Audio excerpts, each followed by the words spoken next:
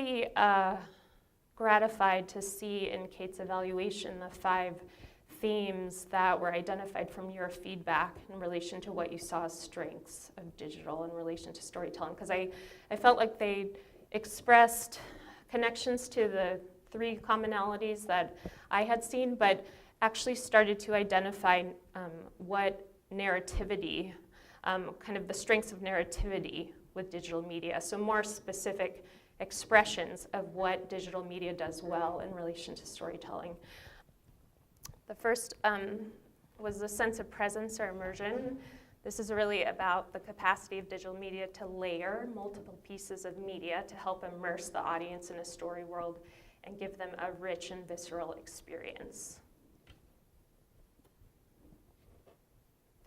Multiple voices and diversity. This is really speaking to how, again, this layering capacity of digital media in which you can tell lots of perspectives in one story or tell multiple stories in one space. And obviously these have a lot of overlap building on this whole idea of layering information. Ideally, things like adding multiple voices and diversity help us tell more complex stories. And in so doing, help bring stories into parallel and let them intersect, and ideally disrupt the tendency of just one story to kind of convey the idea that there's only one story. Moving from listener to participant, this is really about that interactive element, that you can allow an audience to do visible, kind of visibly interact in some way with your story, whether that's on a superficial level, just like paging through content, or something more significant in which you're actually contributing something to the story that affects your experience and maybe affects how other people encounter the story and story world. Timeline shift. This is, again, the layering capacity here is about layering past and present here and there into the same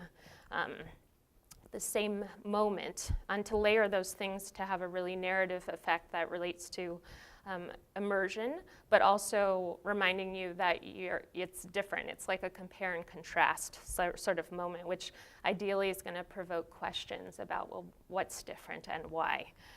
These things are beginning to express really the narrativity, the narrative potential of digital media in a more specific way, because we do recognize information when it's presented in a story sort of frame as opposed to something that's more like rational.